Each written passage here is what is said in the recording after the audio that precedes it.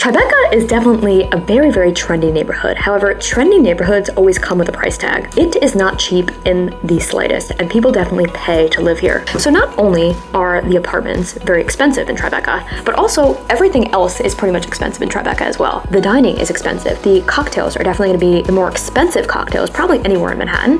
But like I said, Tribeca is a trendy neighborhood, so the neighborhood also tends to be one of the most expensive in all of Manhattan. Every year there's a few that tend to kind of like have the ranks of the highest, and Tribeca typically is one of them. So I don't think this neighborhood is getting cheaper anytime soon. So this neighborhood is also a waterfront neighborhood, so it's all the way on the west side, and it is not landlocked, so you do have access to the Hudson River waterfront parks. Now, I would say that the waterfront parks in this neighborhood and the surrounding neighborhoods are probably some of the best waterfront in all of Manhattan. So you have incredible views, you have lawns where you can have like picnics, you have tons of different playgrounds, and a lot of different dog parks as well. So I would say this area of the waterfront, even compared to the east side, is definitely going to be the best area for waterfront parks in all of New York City. So there is a Whole Foods in this neighborhood. However, I do have to say, this Whole Foods is absolutely chaotic. I feel like almost no matter what time of day you go to this Whole Foods, there's always like 1,000 people in there, and it's really hard to get around. Now, it is a pretty big Whole Foods, but somehow, even though the Whole Foods is very big, the layout, in my opinion, was not really thought out properly, and there's like a bunch of like cart traffic jams at all times of day. Now, the people who live in this neighborhood are also very, very dedicated to this Whole Foods. So I used to live in this neighborhood, and I used to live 2 blocks away from the Whole Foods, and even though I lived 2 blocks away from the Whole Foods, I used to hate going to this Whole Foods so much that I used to get delivery to my apartment, even though I lived 2 blocks away, because I just felt like it was a whole production to shop in this grocery store because there was just so many people there at all times. So recently a different Whole Foods opened up downtown, not in Tribeca, but in another neighborhood. So that might have taken away some of the traffic from the Whole Foods in Tribeca, hopefully at least.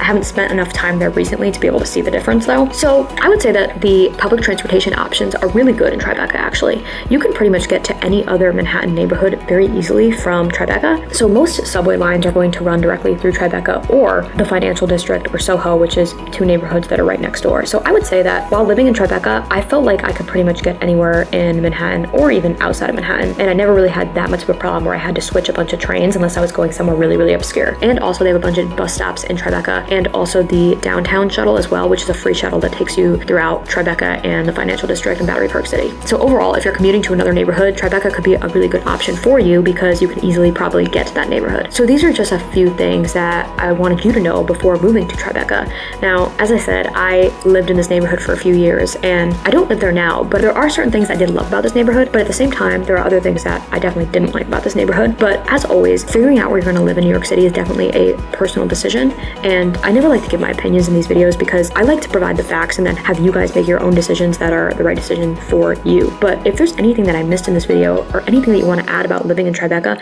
please share it in the comments because as always, I love hearing from you guys.